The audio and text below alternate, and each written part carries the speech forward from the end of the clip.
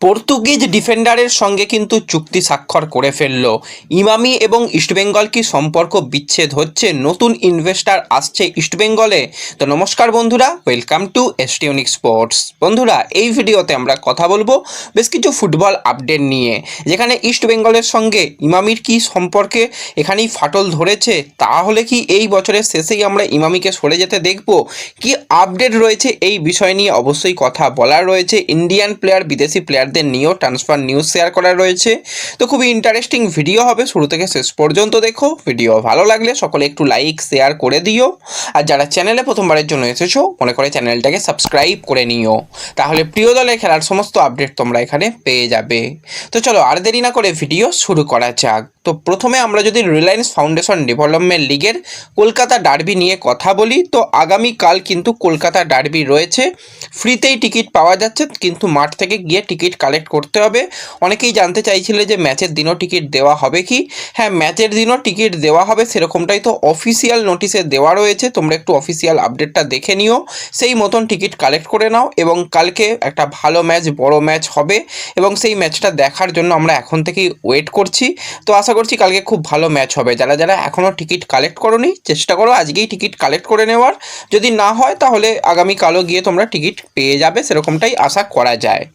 তো এরপর যদি আমরা একটুখানি আইএসএল নিয়ে কথা বলি, তো আইএসএলের প্রথম ম্যাচ হবে 14 তারিখে। আজকে হয়ে গেল 6 তারিখ, এখনও পর্যন্ত আমরা ফিক্সচার জানতে পারলাম না। সত্যি এটা লজ্জার ব্যাপার। আর কিভাবে যে এবছরের আইএসএল হবে, যত সময় এগোবে ততই তোমরা বুঝতে পারবে। আমরা সুপার কাপে দেখেছিলাম কি অবস্থাটাই হয়েছিল, এআইএফএফ টুর্নামেন্ট চালিয়েছিল। তো আবার তো এখন শুরু হয়ে গেছে, মানে শুরু হতে চলেছে আইএসএল। সেখানে এখনও পর্যন্ত ফিক্সচারই আমরা জানি না, কিন্তু আমরা এটুকু জানি যে প্রথম ম্যাচ মোহনবাগান এবং কেরালা ব্লাস্টার্স তারা মুখোমুখি হবে ওয়াইবিকে স্টেডিয়ামে। তো সেই ম্যাচের জন্য বা আরও যে সমস্ত ম্যাচগুলো হবে, সেই ম্যাচের টিকিট কিন্তু এই সপ্তাহের শেষের দিকে বা আগামী সপ্তাহের প্রথম দিকেই কিন্তু ছাড়ার সম্ভাবনা রয়েছে। তো আজকে তো দেখতে দেখতে শুক্রবার খুব সম্ভবত হয়ে গেল, আর মাত্র 2 দিন রয়েছে। দেখা যাক শেষ পর্যন্ত কবে টিকিট পাওয়া যায়। এবং টিকিটের দাম শুনলাম যেরকমটা খুব একটা বাড়ছে না, একই রকম টিকিটের দাম থাকছে। তো ঠিক আছে, টিকিট ছাড়লে সেটা সবথেকে ভালো ব্যাপার হবে। আমরা সেই নিয়ে অবশ্যই ওয়েট করে আছি। তো এবার যদি আমরা সরাসরি চলে আসি একটু ইস্টবেঙ্গলের দিকে, তো ইস্টবেঙ্গল আর ইমামির নাকি সম্পর্ক ছিন্ন হতে চলেছে। ব্যাপারগুলো কি একটুখানি তোমাদের যদি বলি, আমরা দেখলাম যে আইএসএলের শুরু থেকে ইস্টবেঙ্গলের একটা ইনভেস্টার সমস্যা হচ্ছিল, কারণ একটা আই লিগের দল চালানো, একটা আইএসএলের দল চালানোর মধ্যে খরচ অনেক অংশ বেশি। তো সেই সময় শ্রী সিমেন্ট এসলো, যারা কিন্তু যথেষ্ট ভালো সংস্থা, কিন্তু তাদের সঙ্গেও কোনোভাবে ডিলটা বেশি দিন এগোলো না।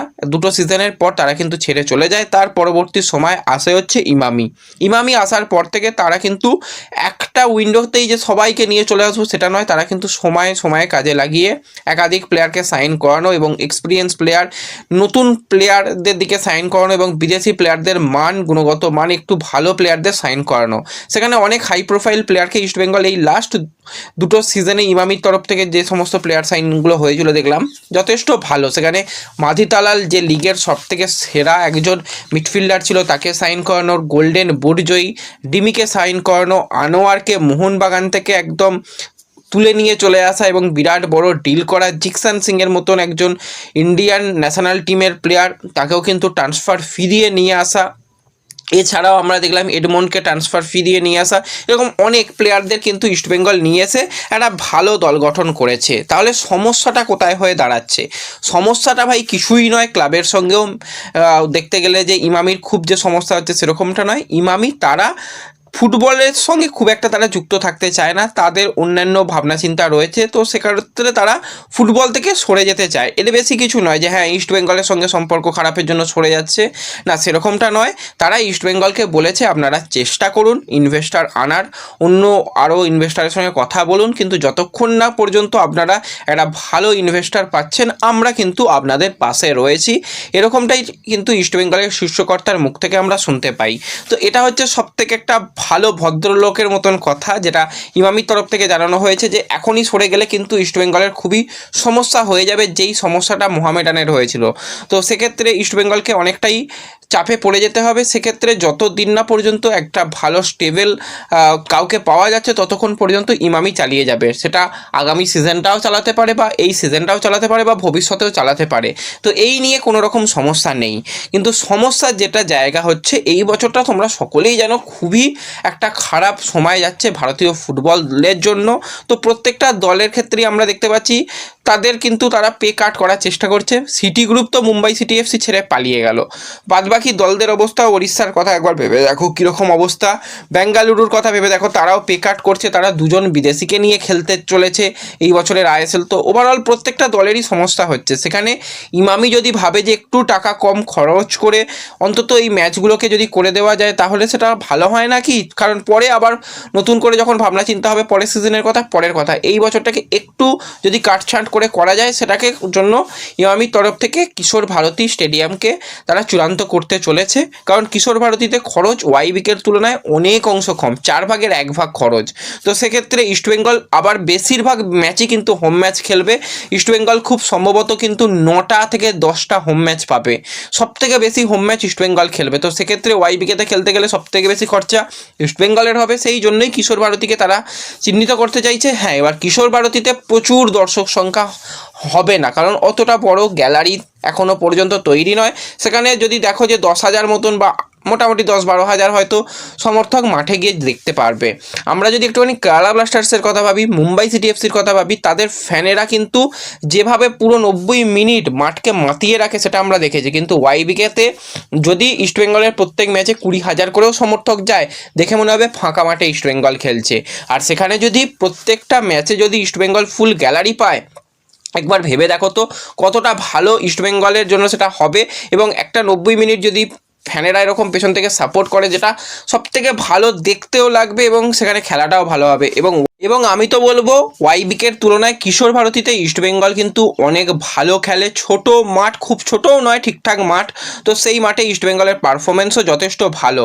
তো সেক্ষেত্রে এটা যদি একটুখানি ক্লাব অফিসিয়াল এবং যদি ইমামি যদি একটু মিটিয়ে নিতে পারে, এই ব্যাপারটা নিয়ে কোনো রকম সমস্যা নেই যে মাঠের কারণেই তারা এই হচ্ছে সম্পর্ক ভাঙন হচ্ছে, না, সেরকম কিচ্ছু নয়।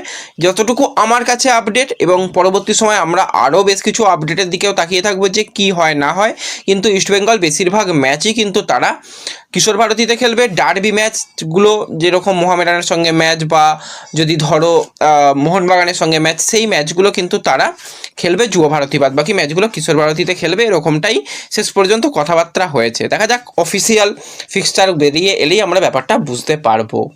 তো এরপর যদি আমরা সরাসরি চলে আসি ট্রান্সফার নিউজের দিকে, তো 35 বছর বয়সী পর্তুগালের সেন্টার ব্যাক নুনো রেইস, তাকে কিন্তু এবার অফিসিয়ালি সাইন করিয়ে নিয়েছে মুম্বাই সিটি এফসি। সে কিন্তু একটা সময় দুর্দান্ত পারফরমেন্স করেছিল সিটি গ্রুপের আন্ডারের দলে, এবং সেখানে খুবই তার ভালো খেলার অভিজ্ঞতা রয়েছে এবং সেখানে যথেষ্ট দুর্দান্ত পারফরমেন্স করে আসছে। লাস্ট ইয়ার মোহনবাগানে এসেছিল, কিন্তু এখানে একদমই গেম টাইম পায়নি, তাকে বসে থাকতে হয়েছিল। মোহামেডান একদম কথাবার্তা এগিয়ে ফেলার পরও মোহনবাগান ডিল হাইজ্যাক করে বলতে গেলে প্লেয়ারটাকে বসিয়ে রেখেছিল। যাই হোক, এই প্লেয়ার কিন্তু তার পর্তুগালে খেলছিল 3rd ডিভিশন, সেখান থেকে কিন্তু মুম্বাইয়ে অফিসিয়ালি সিগনেচার হয়ে গেছে এবং সে মুম্বাইতেও চলে এসেছে। এটা কিন্তু একটা ভালো আপডেট। এছাড়া কিন্তু মুম্বাইকে নিয়ে আরেকটু আপডেট শেয়ার করে রাখি। 26 বছর বয়সী ভারতীয় ডিফেন্ডার, যে মূলত লেফট ব্যাক পজিশনে খেলতে পারে, সাহিল পানোয়ার, যার কিন্তু একটা এসিএল ইনজুরি হয়েছিল, সে ইনজুরি কিন্তু সম্পূর্ণ সুস্থ হয়ে গিয়ে আবারও মাঠে ফিরেছে, যেটা মুম্বাইয়ের তরফ থেকে অফিসিয়ালভাবে এসেছে যে সে কিন্তু আবারও কামব্যাক করছে। এটা কিন্তু খুব ভালো ব্যাপার, প্লেয়ারটা আবারও ফিরে এসেছে এবং আশা করছি সে ভালো পারফরমেন্স করবে। তো এর সাথে সাথে যদি আমরা আরেকজন ইন্ডিয়ান প্লেয়ারকে নিয়ে কথা বলি, 26 বছর বয়সী ভারতীয় সেন্টার ব্যাক ওয়াঙ্গাম মৈরাং, যাকে কিন্তু ডায়মন্ড হারবার সাইন করিয়েছিল, কিন্তু সে ডায়মন্ড হারবারে খেলবে না। ডায়মন্ড হারবারের সঙ্গে কন্ট্রাক্ট টার্মিনেট করে ফ্রি প্লেয়ার হিসাবে গোকুলাম কেরালাতে সিগনেচার করেছে এবং তাকে কিন্তু আমরা গোকুলামের জার্সি গায়ে এই সিজনে খেলতে দেখব। তো এছাড়া যদি আমরা কথা বলি একটুখানি মোহনবাগান সুপার জায়েন্টের আপডেট নিয়ে, তো আশিস রায়ের কিন্তু হাঁটুতে যে ইনজুরি হয়েছিল তার সার্জারি হয়েছে এবং সে কিন্তু খুব ভালো রয়েছে, তার সার্জারি একদম 100% সাকসেসফুল হয়েছে। এবং মোহনবাগান সুপার জায়েন্টের হেড কোচ কিন্তু বেশ কিছু বড় বার্তা দিয়েছে কালকে সাংবাদিকদের মুখোমুখি হয়ে। সেখানে যেটা জানিয়েছে, এবারের প্রতিযোগিতা সম্পূর্ণ আলাদাভাবে, আলাদা রকম টুর্নামেন্ট, ভুল করার সুযোগ কম, ছোট মরশুম হওয়ায় ভুল শুধরানোরও সুযোগ কম, তাই সবসময় কিন্তু আমাদের প্রত্যেকটা ম্যাচ জিততে হবে এবং প্রথম ম্যাচ জেতাটা কিন্তু আমাদের সবসময় গুরুত্বপূর্ণ। আমরা চেষ্টা করব প্রথম ম্যাচ জেতার জন্য। এবং আমি জানি আমি কোথায় এসেছি, এটা একটা চ্যাম্পিয়ন ক্লাব, এখানে প্রত্যাশিত মতন ফল দিতে চাই, ট্রফি এনে দেওয়াই আমাদের লক্ষ্য। এটা আমাদের কাছে কিন্তু একটা বড় চ্যালেঞ্জ হতে চলেছে এবং চেষ্টা করব আমরা ট্রফি জেতার সবাই মিলে। এবং ডার্বি নিয়ে যেটা জানিয়েছে, ডার্বিটা সবসময় একটা বড় ম্যাচ, যেখানে সমর্থকরা খুবই খুশি হয় ডার্বি জিততে পারলে, সবসময় একটা স্পেশাল ম্যাচ এবং আশা করি আমরা ডার্বি জিততে পারবো। শুধু ডার্বি নয়, ট্রফিও জিততে চাইছে, সেটাই কিন্তু বার্তা দিয়ে গেছে সের্জিও লোবেরা। তো ব্যাস, এই ভিডিওতে এই আপডেটগুলোই শেয়ার করার ছিল। ভিডিও ভালো লাগলে লাইক শেয়ার করে দিও, চ্যানেলে প্রথমবারের জন্য এলে সাবস্ক্রাইব করে নিও। দেখা হবে পরবর্তী ভিডিওতে, ধন্যবাদ।